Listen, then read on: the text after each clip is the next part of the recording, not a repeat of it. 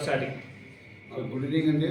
మన నంద్యాల జిల్లా Atmakur sub division పరిధిలో పావులపాడు పిఎస్ లిమిట్స్లో మనకు 14/9/2024 తేదీన సిద్ధయ్య అనే వ్యక్తి మిస్సింగ్ అయినట్లు వాళ్ళ భార్య శివమ్మ కంప్లైంట్ ఇస్తే మా ఎస్ఐ గారు కేసు నమోదు చేసి దానిపైన ఇన్వెస్టిగేషన్ చేస్తారు. సురేష్ ఎస్ఐ గారు, పావులపాడు ఎస్ఐ గారు 16వ తేదీన అతని బాడీ 17వ తేదీన బాడీ ట్రేస్ అవుతుంది.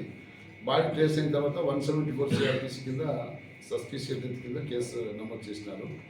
22వ తేదీన PMC రిసీవ్ అయిన తర్వాత అతనికి హెడ్ ఇంజరీ అయింది. ఆ హెడ్ ఇంజరీ ఉండడంతో మర్డర్ కేసు కింద సెక్షన్ ఆర్డర్ చేసి ఎక్స్ప్రెస్ FIR పంపిస్తే మా ఎస్ఐ గారు, మా సిఐ సురేష్ కుమార్ రెడ్డి గారు ఈ కేసు ఇన్వెస్టిగేషన్ చేసి ఈరోజు మధ్యాహ్నం 9:40 AM గంటలకు ముద్దాయిలు ఇద్దరు అరెస్ట్ చేసినారు. ఆ ముద్దాయిలు ఎవరంటే సురేష్, అశోక్, సురేష్ వీళ్ళిద్దరు ప్లస్ ఇద్దరు, వీళ్ళు ముగ్గురు ఫ్రెండ్స్.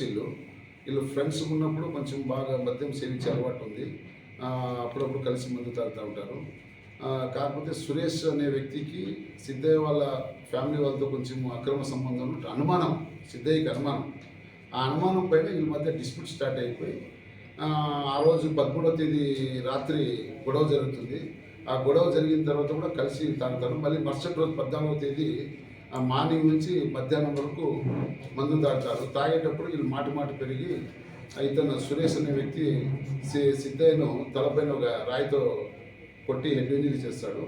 మళ్ళీ సురేష్, అశోక్ ఇద్దరు కలిసి అతని కెనాల్లో తోసేసి వీళ్ళిద్దరూ ఇంటికి వచ్చేస్తారు. ఆ రోజు సురేష్, అశోక్ ఎవరికేం చెప్పుకోకుండా సైలెంట్గా ఉంటారు.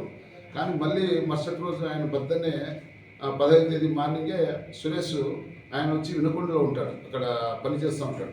అక్కడ వెళ్ళిపోతూ ఇతనికి అశోక్ని ఇంకా బతికి వచ్చినాడా, ఎట్లున్నాడు, ఏమో మళ్ళీ తిరిగి ఇంటికి ఏమైనా వచ్చినాడని అనుమానం దీనిపైన మా సిఐ గారు సురేష్ కుమార్ రెడ్డి చాలా చాకచక్యంగా ఆయన CDR మళ్ళీ ఆ విట్నెస్లందరినీ విచారించి వీళ్ళు ముద్దాయిగా ఇన్వెస్టిగేషన్లో ట్రేస్ అయిన తర్వాత ఈరోజు అరెస్ట్ చేసి వాళ్ళకి కోర్టుకు రిమాండ్ పంపిస్తుంది.